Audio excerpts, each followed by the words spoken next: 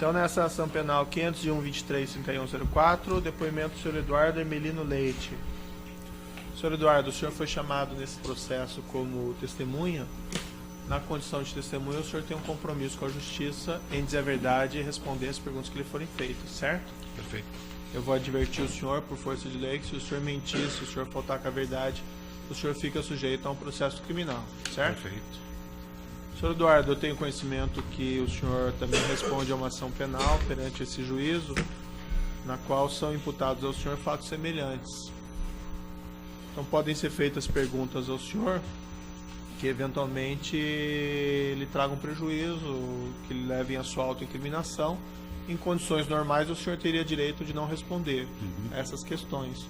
Mas o que foi informado é que o senhor tem um acordo de colaboração com o Ministério Público Federal e por força desse acordo de colaboração o senhor renunciou ao direito ao silêncio. Exatamente. Por força desse acordo de colaboração também o senhor assumiu o compromisso de dizer a verdade em juízo. Exatamente. É isso mesmo então, senhor Eduardo? Exatamente. Então o senhor fica então advertido que por conta desse acordo de colaboração o senhor tem que responder todas as perguntas que lhe forem feitas. Perfeito. E se o senhor mentir, o senhor responde nos termos da lei. Perfeito. Certo? Perfeito. E com isso eu passo então a palavra ao Ministério Público. Boa tarde, senhor Eduardo Leite. Boa tarde. Só mais uma questãozinha.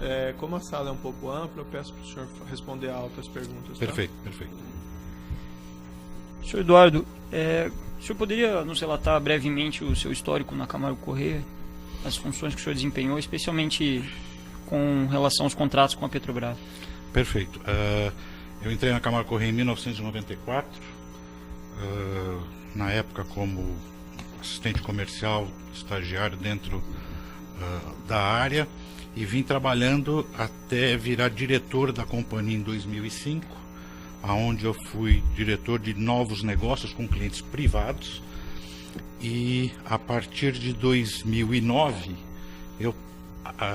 me foi delegado o cliente Petrobras. Então, a partir do ano de 2009, mais precisamente perto de setembro de 2009, me foi delegado o cliente Petrobras sobre o prisma comercial, e passei a atuar com o cliente Petrobras a partir dessa data.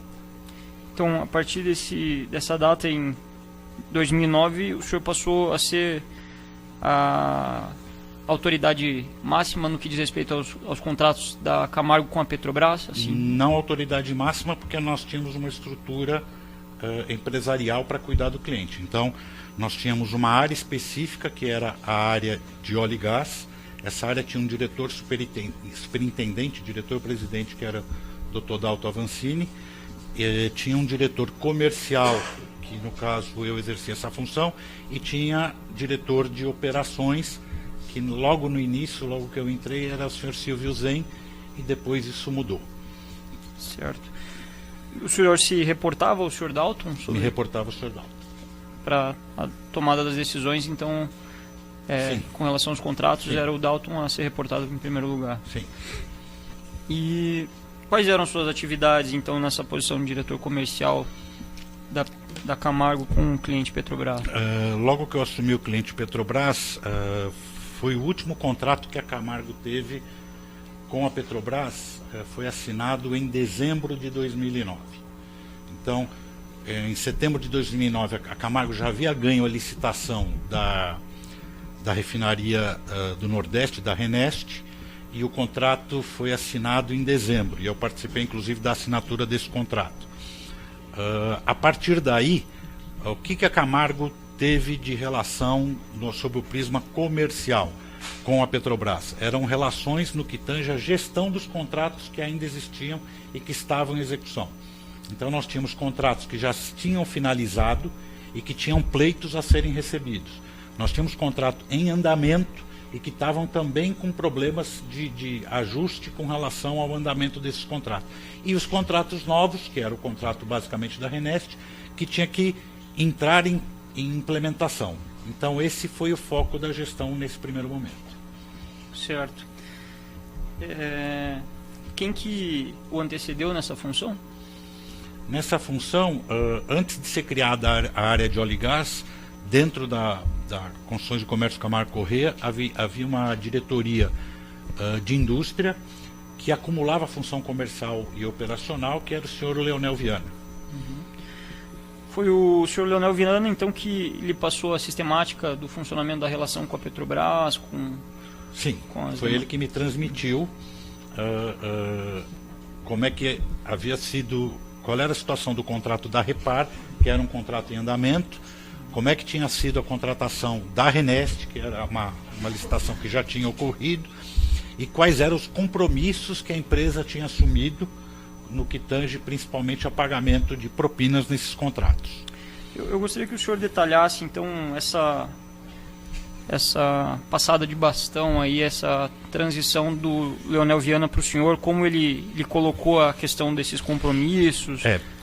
Ele não fez um histórico de tudo que havia ocorrido.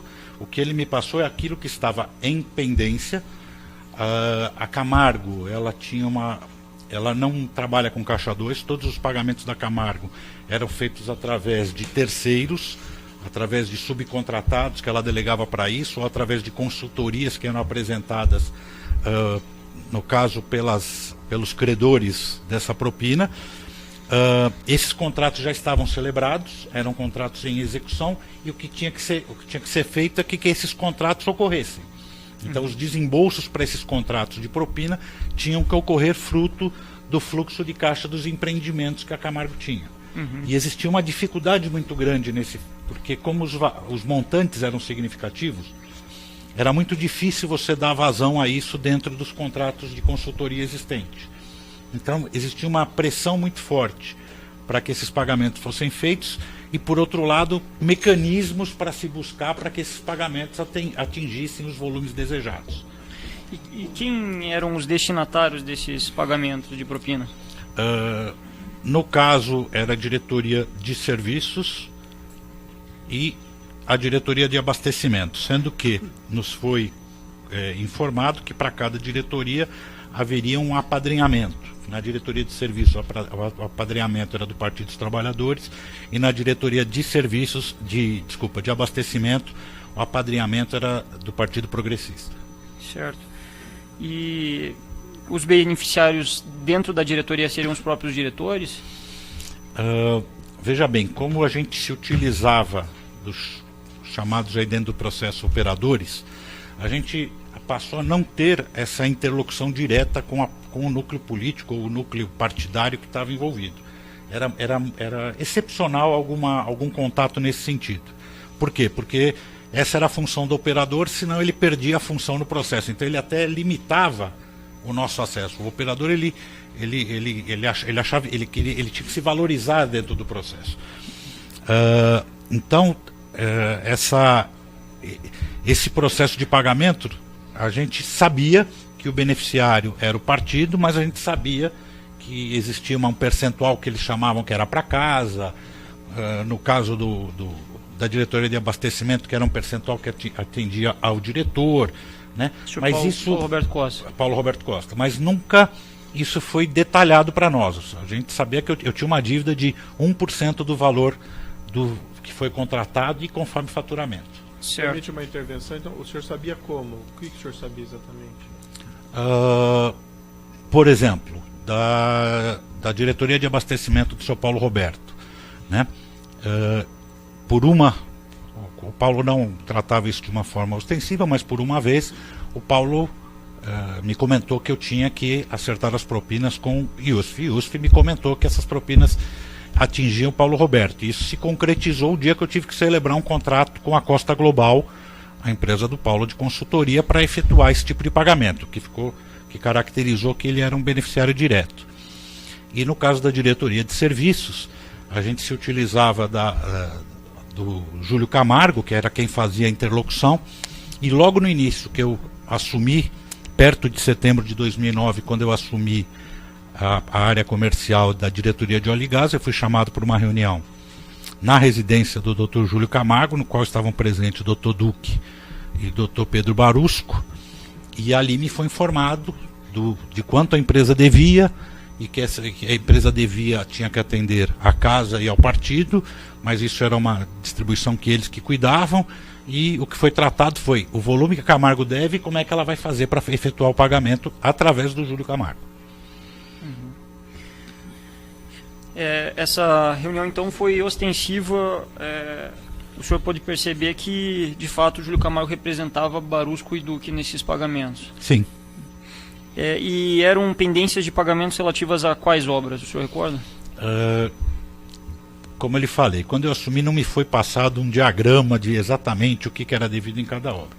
O que nós sabíamos é que nós tínhamos um volume de contratos que tinham sido assinados a partir de 2006 e que esses contratos, a partir de 2006, por todos eles, a gente devia 1% para a área de serviços. E, no caso, quando os contratos passaram a ser associados à área de abastecimento, também 1% para a área de abastecimento. Para cada contrato já existia alguns contratos de consultoria elaborados através desses contratos que esses pagamentos eram feitos. Logo que nós assumimos alguns contratos, nós cessamos o pagamento porque eram projetos que a gente estava tendo prejuízo, né? Mas nunca houve uma discussão pontual sobre cada um dos projetos, porque a gente olhava para a dívida, vamos chamar assim, como um todo, né? Para nós quanto eu devo relativo a todos os contratos. Isso daqui. E a gente enxergava e sabia que não ia chegar ao valor total, era inviável, né, com os mecanismos existentes. Mas, então, a gente tinha uma condução, vamos dizer, de tentar pôr em dia ou vencer as necessidades e para poder dar continuidade aos nossos contratos. Certo.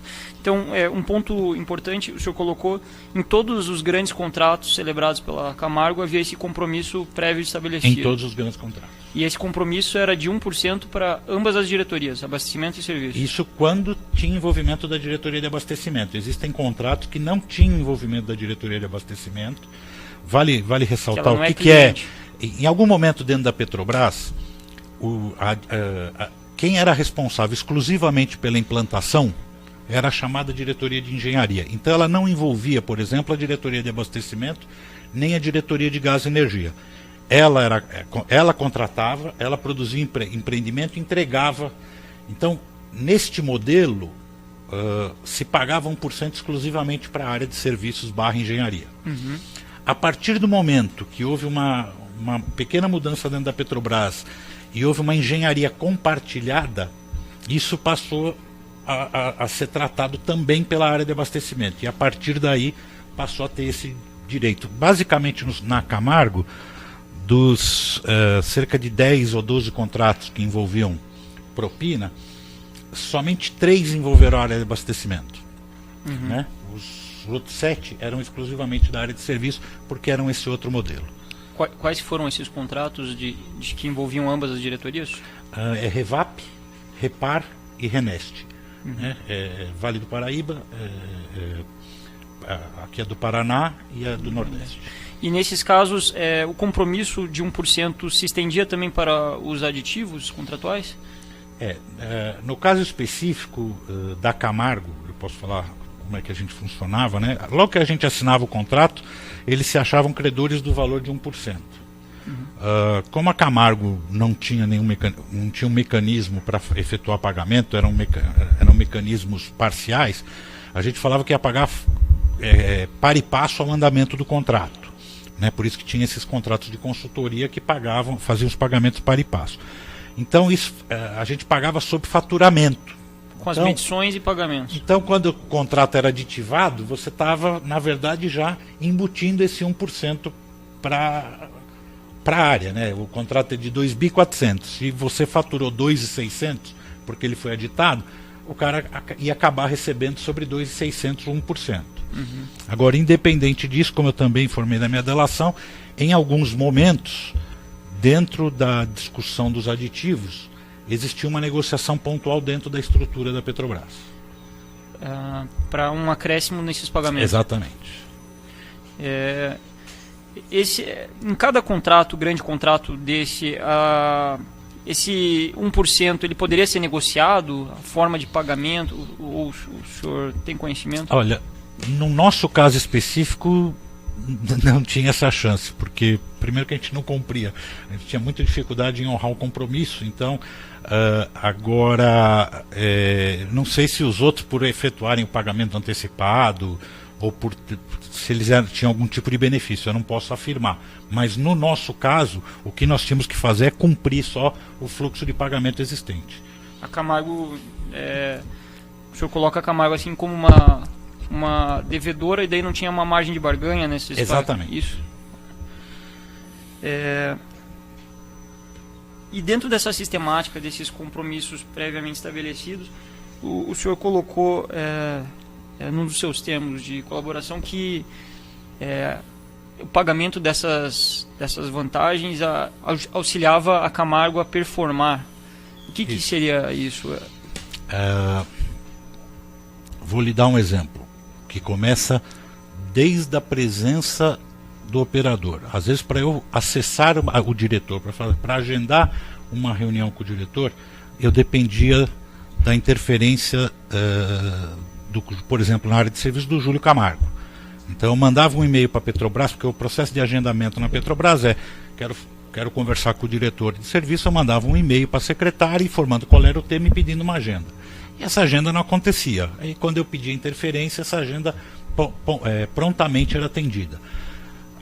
E aí isso tem uma decorrência. O que acontece? Às vezes eu estou com um problema dentro de um contrato, como por exemplo uma greve, né?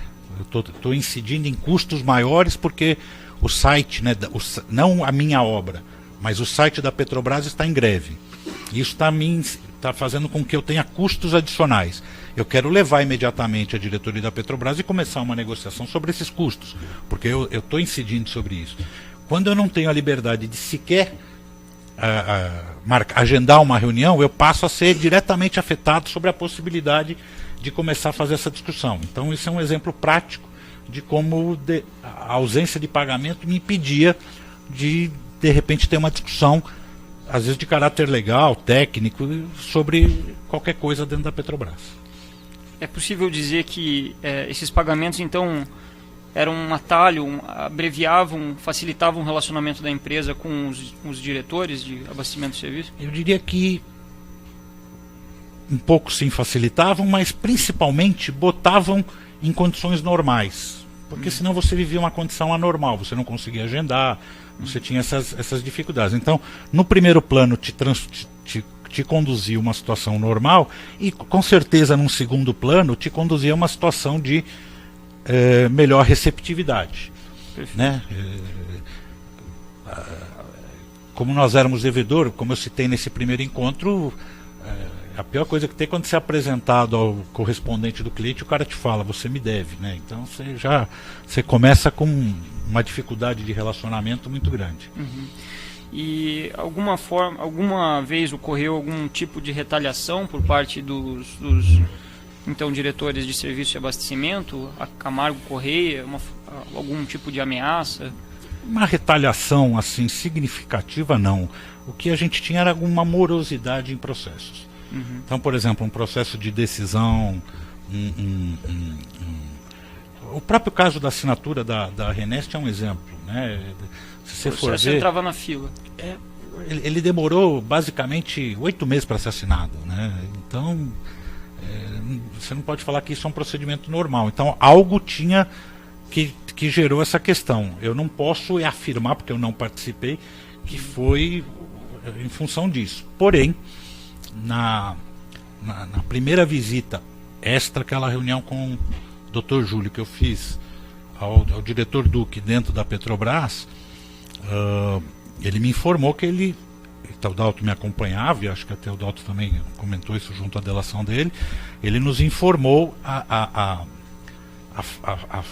vamos dizer assim, a falta de vontade e interesse da Petrobras, no caso diretoria de serviço, em celebrar aquele contrato com a Camargo, tendo em vista que a Camargo era uma empresa investigada em outras operações, e tendo em vista, não falou isso expressamente, mas dava para subentender, que a Camargo não era uma grande colaboradora dos mecanismos, estava em atraso, não fazia pagamentos. Ele fez menção nessa oportunidade à operação a Castelo de Areia? Fez. Como se fosse uma dificuldade para a Camargo assinar aquele contrato. E realmente isso, para a Camargo, inclusive um dos motivos que levou a Camargo a me colocar para cuidar do cliente Petrobras, como eu cuidava de clientes privados, é porque a Camargo tinha uma necessidade de trabalhar fortemente para que a reputação dela não fosse afetada pela Operação Castelo de Areia. Então eu fui colocado lá para que o maior cliente, o maior contratante do país, eu conseguisse fazer com que a Camargo assinasse os seus contratos e conseguisse performar. E a assinatura desse contrato na Renest, ela se deu com o auxílio do senhor Júlio Camargo daí? Para interceder nessa oportunidade? Ou não, houve? Porque aí, já como tinha corrido a licitação, eu diria para você que o que aconteceu ali foi uma briga de técnica, de a gente se posicionar que íamos brigar pela assinatura, e aí a gente buscou, viu que estava com dificuldade dentro da área de serviço, mas aí foram questões mais técnicas, né? Buscamos dentro da área de abastecimento uma discussão, fomos constatar que a Petrobras ainda desejava obter alguns descontos. Entendi. Então de forma mais explícita não houve qualquer tipo de ameaça? Não. Física também? Não. De qualquer espécie? Não. O senhor mencionou essa reunião em que participou o senhor Renato Duque, Barusco, Júlio Camargo, o senhor, né? Houve algum tipo de reunião semelhante por parte da diretoria de abastecimentos? Quando eu fui empossado, eu fui apresentado ao deputado José Janene, acho que na época ex-deputado, não sei precisar, e ao senhor Alberto Yusuf, numa reunião que eles estavam, reunião entre aspas, depois eu explico entre aspas, que eles estavam tendo dentro da Camargo, com o nosso vice-presidente institucional, o senhor João Auler, no qual eles estavam tendo uma grande discussão devido a cobranças de pagamentos ou atraso em celebrar acordos que vinham ocorrendo. E aí eu fui chamado a participar dessa reunião, onde o Dr. João Auler me apresentou aos dois e falou: olha, a partir de hoje o tema Petrobras é tratado com o Eduardo, vocês não adiantam mais me procurar e vocês têm que tratar esse tema com o Eduardo. E depois o João me informou, falou: olha, tudo que for da diretoria de abastecimento, como eles são os representantes do apadrinhamento lá dentro da área de abastecimento, é com eles que você tem que tratar. O Leonel já deve ter te passado aí quais são as questões, então cuide deles, né? E a partir daquele momento o Dr. José Janene acho que sentiu que, como o João Auler colocou um interlocutor, ele falou: não, olha, não é comigo, você vai tratar com o Alberto Yusuf, né, como se fosse dois andares, né? Já que desceu um andar na Camargo, aqui também desce um andar. E nessa oportunidade o senhor Paulo Roberto Costa não se encontrava? Não se encontrava. Mas teve alguma reunião em que o senhor pôde participar junto com o Paulo Roberto? Eu tive uma reunião específica com o Dr. Paulo Roberto num hotel em São Paulo, no qual ele me chamou para falar sobre doação eleitoral, não propina, mas doação eleitoral, onde ele falou: eu, como diretor da Petrobras, dentro do governo do PT, estou perguntando para as empresas quem é que vai colaborar na campanha eleitoral. Isso até foi fruto aí acho que dentro dos inquéritos e até fruto da imprensa, daquela agenda do Paulo Roberto, doação eleitoral, e constava lá o nome da Camargo e a resposta que eu tinha dado a ele quando ele me perguntou. Ele falou: a Camargo fará alguma doação? Eu gostaria que ela citasse que foi um pedido meu. Eu falei: ó, doação é outra área aqui dentro da Camargo, tem uma área específica que cuida disso, irei encaminhar o seu pedido, mas não sou eu que decido, né? Então, até que por isso que tem uma lacuna em branco constando, porque foi isso a informação que eu passei a ele. E nunca mais ele me cobrou. Ele só voltou a falar desse tema quando ele já tinha saído da Petrobras e veio essa solicitação do contrato da Costa Global. Essa reunião foi em que período, aproximadamente? Não sei ele precisar. Eu acho que foi 2010, provavelmente 2010. Antes desse momento, antes dessa reunião em que Paulo Roberto estava lado a lado com Alberto Yusuf, ficava claro que Alberto Yusuf representava o diretor de abastecimento? Ele intercedia junto à diretoria de abastecimento nesse sentido? Ele falava que destinava uma parte do valor para o então diretor? Comentava que destinava uma parte do valor ao diretor. o Alberto Youssef que fazia esse comentário. Em algum momento eu posso ter pedido ao Alberto para interceder numa agenda, né? Às vezes dificuldade eu posso ter pedido a ele, mas não me recordo assim prontamente. Mas isso era, eu diria que para mim era explícito. Eu tinha um entendimento de que isto ocorria. Uhum. E o senhor mencionou que existia o componente político ainda, né? A questão dos partidos, do Partido dos Trabalhadores e do Partido Progressista. O senhor sabe dizer como que se dava o pagamentos para... Infelizmente eu não sei, até porque, como eu comentei, o operador assumiu esse papel. Então ele passou a criar, ele passou a ser um antiparo e ele era quem equacionava essa questão. Então isso, basicamente, para nós não chegava o percentual que era destinado, o senhor mencionou que o chefe falou que uma parte ia para Paulo Roberto Costa. Ele chegou a precisar quanto? Não chegou a especificar. E o senhor Júlio Camargo? Também não chegou a especificar.